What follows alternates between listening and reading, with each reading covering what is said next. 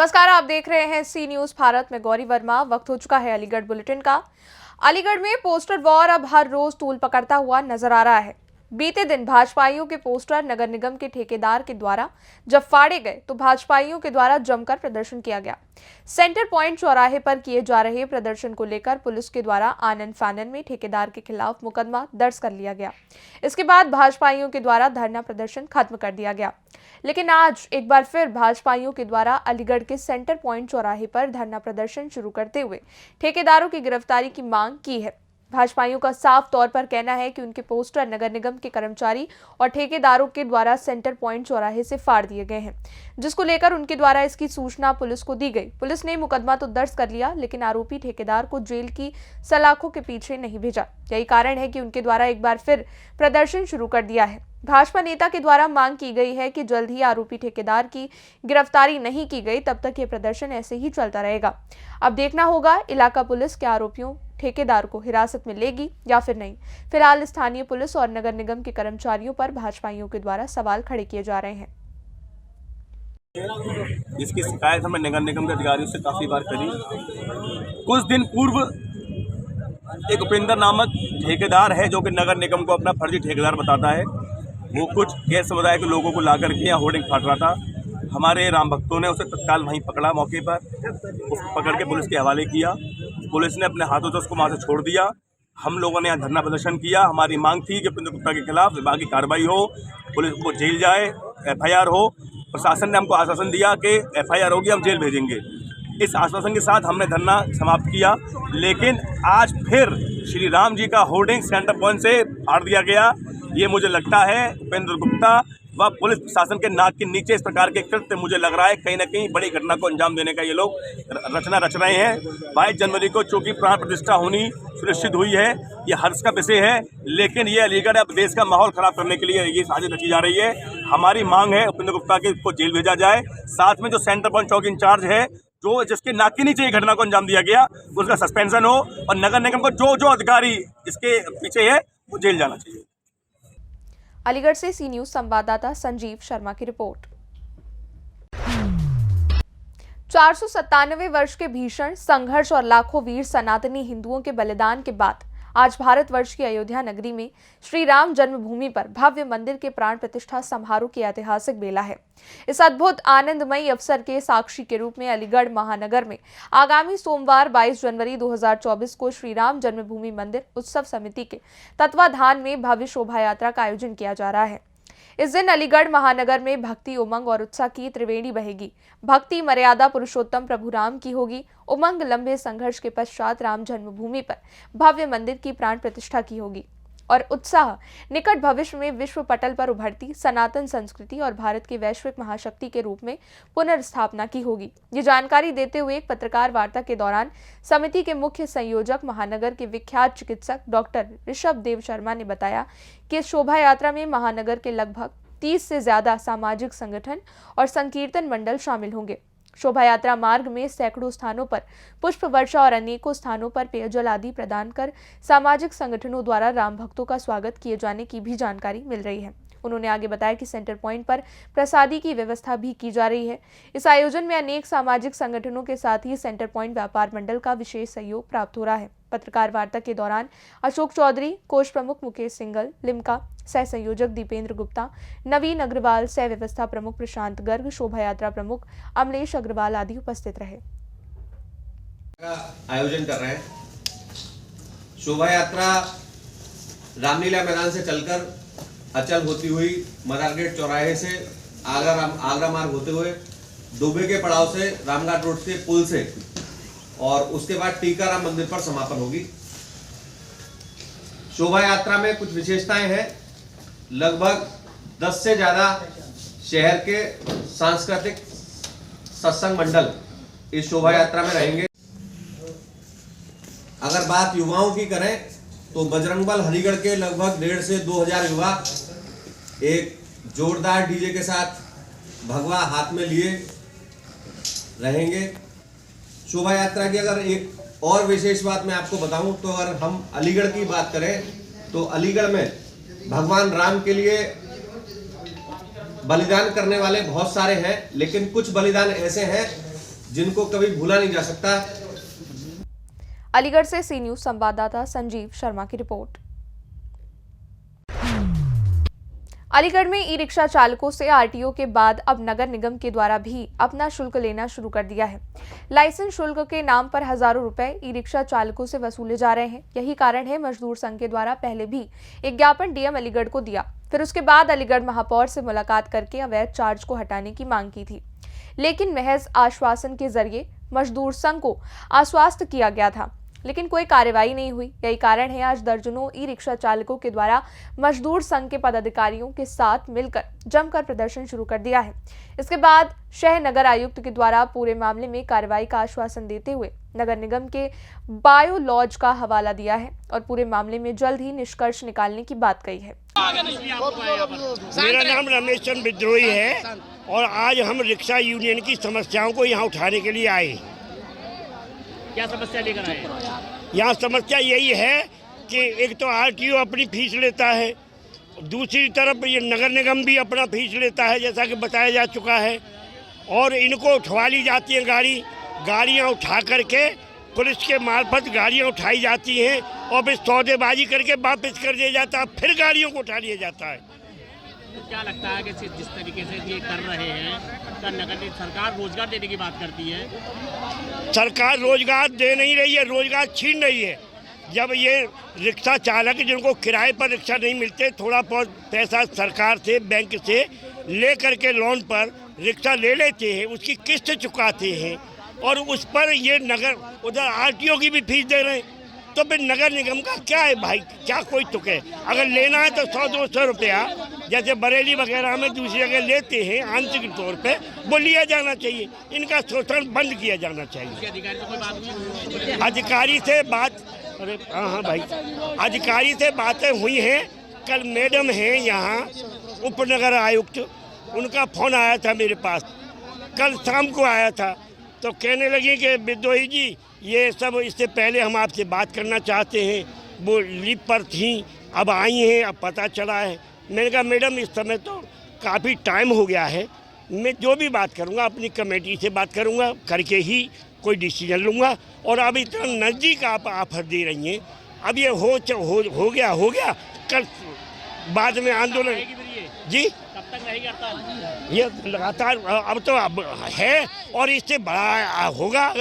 अगर हम संतुष्ट नहीं हुए तो बहुत बड़ा लड़ाएंगे। अभी तो ये लड़ाई है, आगे और लड़ाई है। आपको हम इतिहास ऐसा ये नगर निगम के द्वारा जो ई रिक्शा चालक हैं, इनसे लाइसेंस शुल्क वसूली के नाम पर 1000 और 800 रुपये, 500 रुपये लेट फीस के नाम पर और 200 रुपये शेष के नाम पर जो लगाया जा रहा है, जो वार्षिक रूप में बनाया जा रहा है, जबकि नगर निगम कोई भी सुविधा इनको नहीं दे रहा है। आरटीओ विभाग लाइसेंस अलग देता है और नगर निगम अलग देता है।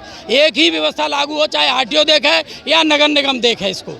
और जो अवैध वसूली की जा रही है ये वार्षिक शुल्क के रूप में है। अभी पिछले महीना चालू किया है तो इसमें 1400-1700 रुपये जा रहे हैं इनसे। 1400-1700 रुपये 31 मार्च तक के लिए हैं। उसके बाद अगला करंट ईयर 24-25 शुरू हो जाएगा, उसके लिए दोबारा इनको फिर कराना पड़ेगा। और इन रिक्शा चालकों ने बेचारों ने अपना किस तरह से मेहनत करके किस्तों पर रिक्शा लेकर के ये चला रहे हैं, किस्तें भरना मुश्किल पड़ रहा है उनको, ऊपर से ये शुल्क और पुलिस का डंडा और इनकी जब्ती एक 17 हज़ार रुपये जो सीज की जाती है गाड़ी, उन पर वसूल किए जाते हैं। उसके विरोध में रिक्शा चालकों ने हम लोगों से सभी से संपर्क किया, जो हम संगठनों में काम करते हैं, रिक्शा चालकों के बीच में, मजदूरों के बीच में, किसानों के बीच में। हमने इनकी लड़ाई के लिए समर्थन देने का फैसला किया और इनको लामबंद करके आज नगर निगम सेवा भवन पर एक विशाल प्रदर्शन करने का निर्णय लिया है। और जिसमें शहर के विभिन्न हिस्सों से हमारे रिक्शा चालक, जिनकी तादाद लगभग शहर में 10,000 है, कुछ को इन्होंने पुलिस प्रशासन ने जगह जगह रोक दिया है, नगर निगम पर आने की जगह है। और हमारी मांग है कि नगर निगम ने जो भी कर रिक्शा चालकों पे लगाए हैं उनको वापस लिया जाए और इनको जो रूट की व्यवस्था नहीं, इनको स्टैंड उपलब्ध कराई जाए और इनको व्यवस्था बनाई जाए कि जिस तरह से इनको ई रिक्शा रात में इनके साथ कहीं ट्रेजेडी होती है, कहीं पुलिस पकड़ती है, तो इन सारी चीज़ों को रोका जाए। हमारा ये तरीके से आपके अधिकारी से कोई बात हुई है जी, एक किसी अधिकारी से कोई बात हुई चीज़ को लेकर? अभी पहले हम एक बार नगर आयुक्त, अपर नगर आयुक्त जी से मिले थे, यादव जी से, तो उन्होंने कहा था बातचीत करिए। मैंने हम पहले अपने संगठन को दुरुस्त कर लें और संगठन वालों के बीच में बात कर लें, उसके बाद हम आपसे बात करेंगे। उन्होंने कहा कि हमने कम कर दिया है। मैंने साहब ये आपका अनैतिक है, आप कर लगाइए, सबके ऊपर लगा दीजिए। ई रिक्शा वाला जो पोलर है बेचारा, जो चला रहा है, किराए पे रिक्शा ले रहा है या उससे ले रहा है, टैक्स किस्तों पे रिक्शा लिया है, उनके ऊपर जो भी है, उसके ऊपर जो भी है उसको चला रहा है, उसे किस्त निकालना भारी पड़ रही है।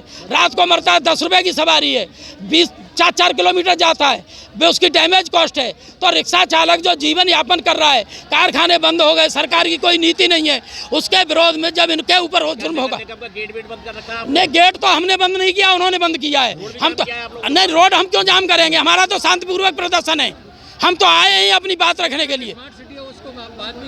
स्मार्ट सिटी का हमें कोई विरोध नहीं, स्मार्ट सिटी से अच्छी बात है, करें, लेकिन स्मार्ट सिटी के नाम पर गरीबों का, दलितों का, पिछड़ों का, मेहनत का, आवाम का शोषण करना बंद करें। क्या आरटीओ अलग वसूल रहा है और कोई नगर निगम अलग? हाँ, आरटीओ से जो लाइसेंस बनता है, गाड़ी पास होती है, वो अलग है। नगर निगम वाले अपना टैक्स अलग ले रहे। क्या नाम है आपका? मेरा नाम इदरीस मोहम्मद है, मैं CITU जिला कमेटी का पूर्व अध्यक्ष हूँ यहाँ का। 20 दिसंबर से हम लोगों ने राजा महेंद्र प्रताप पार्क पे पहली बार धरना दिया था। 20 दिसंबर को धरना दे करके हमने DM के नाम ज्ञापन दिया था कि ये जो दो तरह का जो किया जा रहा है शोषण, ये बंद किया जाए। उसके बाद 23 तारीख को चरण सिंह की शहादत दिवस पर फिर से इकट्ठा हुए थे, तो हमने फिर से ज्ञापन दिया था। DM साहब से भी हम मिले, DM साहब ने कहा कि हमसे नहीं होगा ये, आप जाके महापौर से मिलिए। उसके बाद हम महापौर से जाके मिले थे। महापौर से मिलने के बाद उन्होंने कहा था 1 हफ्ता के अंदर हम सोल्यूशन देंगे। महापौर से पर्सनली जाके हम गए, उन्होंने कहा था 1 हफ्ता देंगे, लेकिन 1 हफ्ता के बाद केवल एक काम हुआ है।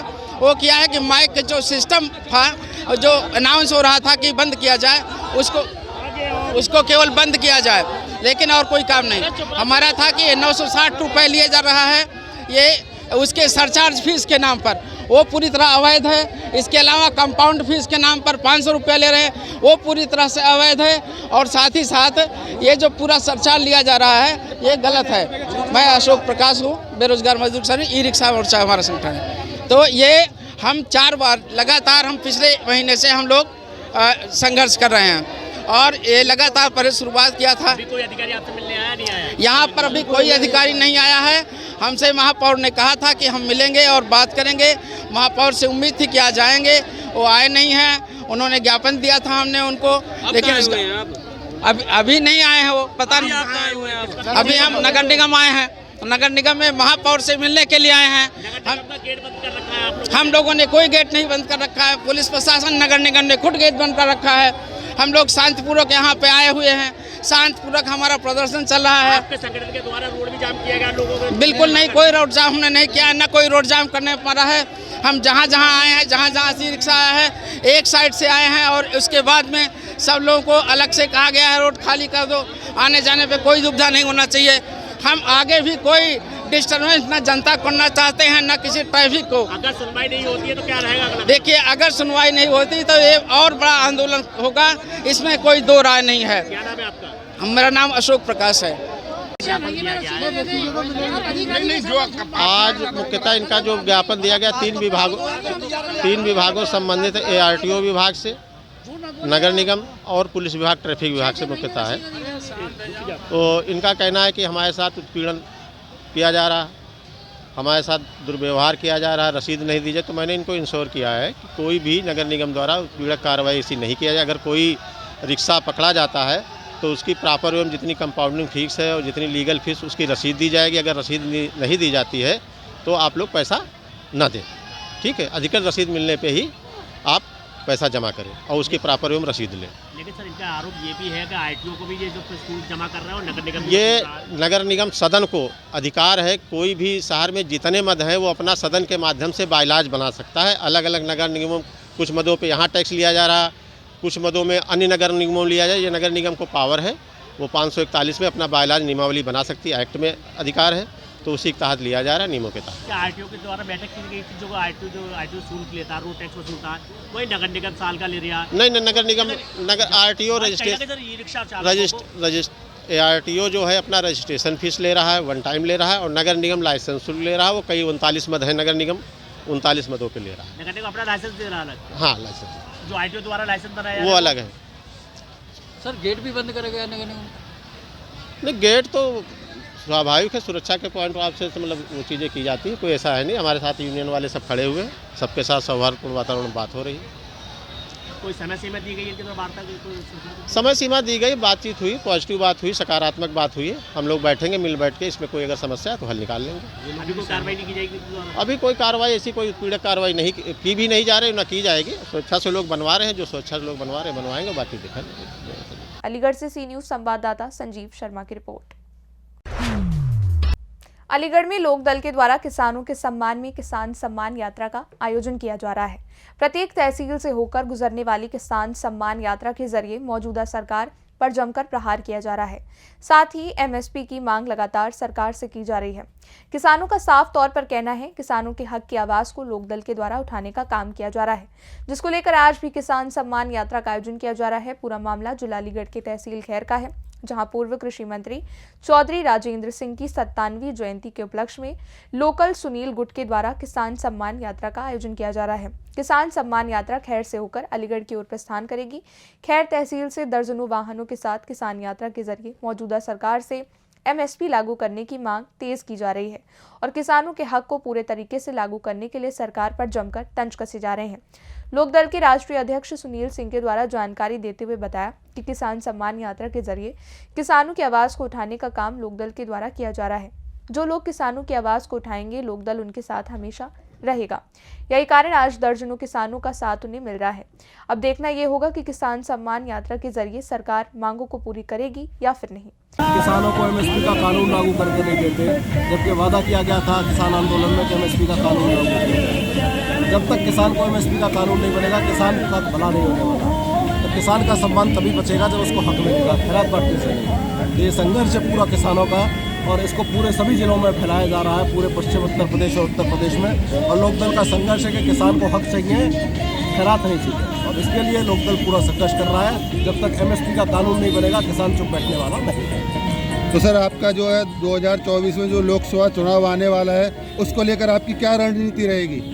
2024 के लोकसभा चुनाव में पूरे उत्तर प्रदेश में लोकदल अपनी सीटें उतारेगा, सभी प्रत्याशी उतारेगा और समान विचारधारा दल के साथ में जो भी जिनके किसानों के प्रति, नौजवान को रोजगार के प्रति जिनकी नीतियाँ होंगी, उनके साथ गठबंधन में भी परहेज रहेंगे और एक मजबूत विकल्प बन के किसानों को एक विकल्प देगा। जो किसान वोट नहीं देते वो इस चुनाव में आगे। तो आपके अनुसार आप किसके साथ गठबंधन करेंगे? जी बताइए, किसके साथ करेंगे गठबंधन? खेत को आगे बढ़ाने की बात करेगा, उसके लिए लोकदल के सारे दरवाजे खुले हुए हैं। तो आपकी समझ के अनुसार कौन सी पार्टी ऐसी है जिसके लिए, जो किसानों के लिए कुछ करेगी और जिसके साथ आप अपना पूरा सहयोग देंगे? देखिए, लोकदल सर्वप्रथम देश में किसानों की आवाज़ उठाता है और किसान और किसानों का जन सैलाब लोकदल के साथ है, तो सभी लोग मजबूर होंगे कि सब लोग लोकदल के साथ आएं और किसानों की बात करें। आजकल 2024 के लोकसभा चुनाव में जो है दो गठबंधन मुख्य रूप से हैं, जिनमें एक एनडीए है और एक इंडिया गठबंधन है। आप किसके साथ रहेंगे? हमने जैसे आपसे पहले कहा, लोकदल किसानों की पार्टी है, दलित, मजदूर, गरीब की पार्टी है, जो इन सब लोगों की मदद करेगा, जो वंचितों की आवाज़ उठाएगा, जो दबे कुछ लोगों को न्याय दिलाएगा, लोकदल उसके साथ खड़े रहेगा। अगर जरूरत पड़ी तो लोकदल वो मंच देगा जो इस देश को तीसरा विकल्प देंगे, जो किसान को एमएसपी। अलीगढ़ से सी न्यूज संवाददाता संजीव शर्मा की रिपोर्ट। अलीगढ़ के थाना अतरौली क्षेत्र के अंतर्गत ग्राम पिलखानी में गृह क्लेश के चलते 2 बच्चों की मां ने फांसी के फंदे पर लटककर जीवन लीला को समाप्त कर दिया। मायके पक्ष ने ससुरालियों पर हत्या का आरोप लगाया है। जानकारी के मुताबिक गीता उर्फ बिट्टन पुत्री प्रीतम सिंह निवासी ग्राम नवरी भोजपुर का विवाह 7 वर्ष पहले प्रदीप उर्फ टीटू पुत्र मोहर सिंह निवासी ग्राम पिलखुनी थाना अतरौली के साथ हुआ था, जिसने आज आत्महत्या कर ली। वहीं मायके पक्ष की महिलाओं ने पति पर हत्या का आरोप लगाया है। वहीं सूचना पर इलाका पुलिस सहित थाना प्रभारी निरीक्षक रणजीत सिंह चौधरी और क्राइम इंस्पेक्टर गुलाब सिंह ने मौके पर पहुंचकर शव को कब्जे में लेकर पोस्टमार्टम गृह भेज दिया है और इलाका पुलिस मामले की जांच में जुट गई है। भाई साहब, क्या नाम है आपका? ये मृतक महिला आपकी कौन है? आप किस गाँव के रहने वाले हो? ये क्या मामला हुआ, किस तरह से इसकी मतलब मौत हुई है महिला की? ये तो साहब हम तो अभी आए, तो आपको सूचना किसके माध्यम से हुई? 6 बजे करीब पड़ी है। 6 बजे किसके माध्यम से आपको सूचना हुई इसकी? बिचौलिया है भाई। बिचौलिया कौन है, क्या नाम है बिचौलिया का? इस महिला का क्या नाम है, मृतक का? बिट्टन। बिट्टन। इसके पति का क्या नाम है? टीटू। कहाँ का रहने वाले? पिलकुनी। तो इसके पति यहाँ मौके में मौजूद हैं? जी किनारे हैं।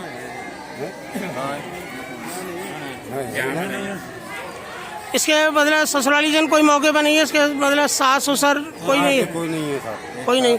तो यहाँ महिला की डेड बॉडी यहाँ CSC में कौन लेकर आया? गाँव के लेके आए। गाँव के लेके आए। चाचा आए। आपको? मेरा नाम दसोला। जी कहाँ की रहने वाली हो? आप कहाँ की रहने वाली हो? ये मृतक महिला आपकी कौन है? नंद। तो कैसे खत्म हुई है? इनकी फांसी लगाई हुई है, इनके गिट्टन बन रही है। तो परिवार में इनके पति के साथ में कोई वाद विवाद चल रहा था पूर्व से? ये कोई नहीं है मालूम, वही हमारे पास तो फोन भी नहीं करा, किसी और ने कराया। कब की घटना है? घटना कब की है? ये शाम की है, वही जन कब की वही हमें तो हवाले ही है। आप लोगों को सूचना किसके माध्यम से हुई है? किसी और ने फोन किया है हम पे। आप लोग यहाँ कब आए? हम अभी आए, ऐसे कोई 1-1.5 घंटा हुआ है। यहाँ मौके पे CSC में परिवार के लोग हैं इसके ससुराली जन? हमारा समझ गए इनको मतलब कमर डाल के चले गए, यहाँ तो कोई नहीं मिला हमें। इसका पति भी नहीं है? कोई नहीं है। क्या नाम है मृतक का? ये इनका नाम है बिट्टन। इसके पति का क्या नाम है? टीटू। क्या नाम है इसका मृतक का? टीटू। इसका महिला का क्या नाम है जो? बिट्टन। पति का क्या नाम है? टीटू। तो आपको सूचना किसके माध्यम से हुई? और किसी ने फोन किया। या इसके ससुराली जन मृतक के कोई मौजूद नहीं है मौके पे? कोई नहीं है। अंकल जी आपका है? आपका नाम क्या है? ये मृतक महिला कौन है? आपके बेटे की बहू है। ये घटना किस कारण हुई है, क्या मामला है? कोई पता नहीं है। तो ये आपके परिवार के साथ नहीं रहता बेटा आपका? कोई लड़ाई नहीं, कुछ नहीं है, हाँ शामिल रहता है। कोई विवाद पूर्व में कभी हुआ इन दोनों के मध्य? दोनों में भाव तो पता नहीं है, हमारे घर में पूरे में कोई नहीं है। ये कब की घटना है, किस समय की घटना है ये? ऐसी हुई 5 बजे करीब। आज सुबह 5 बजे। तो ये कहाँ नीचे ही रहते हैं, आपके मकान में रहते हैं या किसी ऊपर मंजिल में? नीचे रहते हैं। कोई चीख पुकार की आवाज़ किसी? ना कुछ ना भाई। अलीगढ़ से सी न्यूज़ संवाददाता संजीव शर्मा की रिपोर्ट। अलीगढ़ में कड़ाके की ठंड में आवारा पशुओं से किसान परेशान हैं। शासन और प्रशासन के दावे और वादे खोखले हो रहे हैं, जबकि काफी गौशाला भी बना दी गई हैं, फिर भी किसान और ग्रामीण काफी परेशान हैं। इसी को लेकर किसानों ने आवारा पशुओं को ग्राम सचिवालय में बंद कर प्रदर्शन किया। किसानों रबी की फसल में आवारा पशु काफी नुकसान कर रहे हैं। शिकायतों के बाद भी आवारा पशुओं से नहीं निजात मिल रहा है। अलीगढ़ के ब्लॉक अकराबाद क्षेत्र के गांव विस्तौली का मामला बताया जा रहा है। क्या नाम है आपका? सतीश चंद्र शर्मा। कौन सा गांव है आपका? थाना विजयगढ़। क्या समस्या है? समस्या दिया भैया, एक छुट्टू गई अंदर बहुत परेशान है। रात भर रखा बता, रात में जाड़े मत यहाँ। अच्छा। और सब पब्लिक नहीं रही, आप बता कहाँ रखा में? प्रधान से बोला आपने? प्रधान से बोलो, प्रधान से गई सेक्रेटरी नंबर मांगो, प्रधान को मैं तो तारीख कर भी आ जाऊँ। अच्छा। सेक्रेटरी मांगो सेक्रेटरी को, तो वहाँ कह दी कि नंबर ले लियो कि तुम्हें पंचायत हम बंद कर देंगे यहाँ, तो मैं कंप्लेंट कर दूँ तुम पर। हमें भैया कंप्लेंट न कर दे, हम तो पंचायत गई, पंचायत हम बंद कर देंगे। अच्छा। तो कंप्लेंट न कर दे। आप क्या चाहते हो? हमें चाहते नहीं कहीं वो कौन जाएगा, प्रधान आवे सेक्रेटरी आवे करवावे लेते। क्या नाम है आपका? मेरा जी। राजू सिंह। थाना गांव विस्तौली। क्या समस्या है? समस्या है जी, गायन से बहुत आतंक हुआ गायनों को। जैसे शाम को रात में 10-11 बजे तक यहाँ सब गायन ने रखावत है ठंड में, सब घर सोवत है यहाँ, हम यहाँ गैयन ने रखावत है ठंड में, बीमार रह गए दो तो। और ये प्रधान और सेक्रेटरी साहब ने बोली कि ये इन्हें गायन को पकड़ लो, आपकी गौशाला पहुंचा दी जाएंगी। प्रधान से नहीं बोला आपने? प्रधान से बोला है, सुबह 7 बजे बोल दिया था। फिर प्रधान ने कहा मतलब कि मैं तारीख करने जा रहा हूँ अलीगढ़ इस टाइम, तो आप पहले सूचना देते मेरे को अगर आपने गाय पकड़नी है तो। ये किस जगह पे रोक रखी है गाय आपने? पंचायत घर विस्तौली पंचायत भवन। अलीगढ़ से सी न्यूज़ संवाददाता संजीव शर्मा की रिपोर्ट। अलीगढ़ में पुरानी पेंशन योजना बहाली संयुक्त मोर्चा के बैनर तले मोर्चा के संरक्षक उदयराज सिंह की अध्यक्षता में भूख हड़ताल का आयोजन किया गया। भूख हड़ताल में सैकड़ों की संख्या में राज्य कर्मचारी, शिक्षक और पेंशनर्स ने प्रतिभाग किया। धरना प्रदर्शन को संबोधित करते हुए उत्तर प्रदेशीय जूनियर हाई स्कूल शिक्षक संघ के जिला अलीगढ़ के अध्यक्ष और राष्ट्रीय उपाध्यक्ष डॉक्टर प्रशांत शर्मा ने कहा कि गूंगी बहरी सरकार शिक्षकों और कर्मचारियों को पुरानी पेंशन न देकर अन्याय कर रही है। अगर सरकार इन आंदोलनों की अनदेखी कर रही है, ये अनदेखी सरकार को भारी पड़ेगी। इसका परिणाम 2024 के चुनाव में बटन दबाकर शिक्षक और कर्मचारी देंगे। हम उसको ही वोट करेंगे जो पुरानी पेंशन बहाल करेगा। धरना प्रदर्शन को संबोधित करते हुए जूनियर हाई स्कूल शिक्षक संघ के जिला महामंत्री इंद्रजीत सिंह ने कहा कि कलयुग में संगठन की ही जीत होगी। हम संगठित रहेंगे तो सरकार को झुकना ही पड़ेगा। पुरानी पेंशन हमारे बुढ़ापे का सहारा है, इसको हम लेकर ही रहेंगे। जब एमएलए और एमपी पुरानी पेंशन ले रहे हैं तो शिक्षक और कर्मचारियों को पुरानी क्यों नहीं।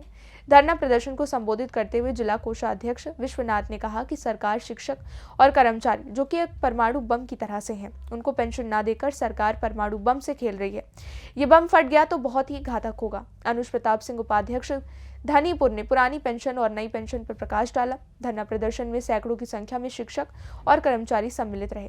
ये धरना प्रदर्शन 11 जनवरी 2024 तक चलेगा। सहायक महामंत्री north central railway men's union और संयुक्त मंच का जिला संयोजक, हमारी केवल और केवल आज के इस कार्यक्रम की डिमांड है भारत सरकार से कि पुरानी पेंशन को 100% लागू करें, नई पेंशन स्कीम को पूरी तरह से रद्द किया जाए। और इस मांग के लिए हम विगत जब से ये नई पेंशन स्कीम सरकार ने 2004 से लागू की है, तब से इसका पुरजोर विरोध करते चले आए हैं। हमारे साथ राज्य कर्मचारी जो हैं वह भी अपने अपने स्तर से करते आए हैं। इतने लंबे आंदोलन के बावजूद भी सरकार के कान पर जब जूं नहीं रहेंगी, तो पिछले लगभग 1-1.5 साल से करीब 1.25 साल पूर्व सभी केंद्रीय कर्मचारी, राज्य कर्मचारी और शिक्षक बंधुओं ने एक फैसला लिया कि इसके एक संयुक्त मंच का गठन किया जाए, जो कि NJCA के नाम से गठन किया गया, जिसमें सभी केंद्रीय कर्मचारी, रेलवे के, टेलीकॉम के, पोस्टल के, सभी उत्तर प्रदेश राज्य कर्मचारी संगठन के घटक दल, शिक्षक, जिसमें माध्यमिक शिक्षक, डिग्री कॉलेज के शिक्षक, सभी लोग सम्मिलित हैं। सभी लोगों ने पिछले 1.25 साल से हर महीने की 21 तारीख को हम किसी न किसी रूप में आंदोलन कर रहे थे, जिसमें हमारा कर्मी कंशन भी था, तिरंगा यात्रा थी, मसाल जुलूस था, लेकिन उसके बावजूद भी सरकार ने कोई संज्ञान नहीं लिया, जिसके फलस्वरूप हमारे फेडरेशन ने ये फैसला किया कि 8 तारीख से 11 तारीख तक हम प्रतिदिन प्रातः 9 बजे से 5 बजे तक कर्मी कंशन पर बैठेंगे। और हम उसी के यहाँ पर बैठे हुए हैं और अपनी बात सरकार तक पहुँचाने का प्रयास कर रहे हैं, आपके मीडिया के द्वारा, इंटेलिजेंस के द्वारा। और सरकार ने अभी तक कोई संज्ञान नहीं लिया है। सरकार तमाम तरह के वादे करती है विकास के और इसके, लेकिन कर्मचारियों के हित के लिए उसे कोई चिंता नहीं है। शायद हम लोग अछूत हैं या इस समाज के अंग नहीं है। पेंशन हमारे बुढ़ापे का सहारा होती है। जो नई पेंशन है उसमें तमाम खामियां हैं। जो लोग रिटायर हो रहे हैं उनको 1000-1500 रुपये पेंशन मिलती है, जितने में का चाय भी नहीं आ सकती। वो अपने परिवार का भरण पोषण किस तरह से करेंगे। इन्हीं डिमांडों को लेकर के हम आंदोलनरत हैं और हम सरकार को इस मंच के माध्यम से ये आगाह भी करना चाहते हैं कि यदि सरकार अब भी हमारी इन मांगों को नहीं मानेगी तो हमारा फेडरेशन जो फैसला लेगा, और हम अपने फेडरेशन से भी आग्रह करते हैं कि हम तैयार हैं, हमें आदेशित करिए, चाहे हमको इसके लिए अनिश्चितकालीन हड़ताल पर जाना हो, चाहे हमको रेल का चक्का जाम करना हो, हमारे साथी पूरी तरह से तैयार है। और हम सरकार को बता देना चाहते हैं कि कर्मचारी ये सरकार बनाना जानता है, कि देश के विकास में अपनी भागीदारी करना जानता है, तो इस सरकार को गिरा भी सकता है। और चुनाव 2024 का नजदीक है, सरकार कान खोल कर सुन ले। कर्मचारियों ने पूरी तरह से मन बना लिया है कि हम जब चुनाव कराते हैं, सरकारों को गठन में भूमिका निभाते हैं, तो सरकार को गिराने में भी भूमिका निभाएंगे। और हम और हमारे पूरे परिवार जो हमारी पेंशन का समर्थन करेगा, जो पार्टी हमारी पेंशन का समर्थन करेगी, हम उसको वोट देंगे, और जो हमारा विरोध करेगा हम उसको वोट बिल्कुल नहीं। अलीगढ़ से सी न्यूज संवाददाता संजीव शर्मा की रिपोर्ट। फिलहाल के लिए अलीगढ़ बुलेटिन में बस इतना ही। बाकी की खबरों के लिए आप देखते रहिए सी न्यूज भारत।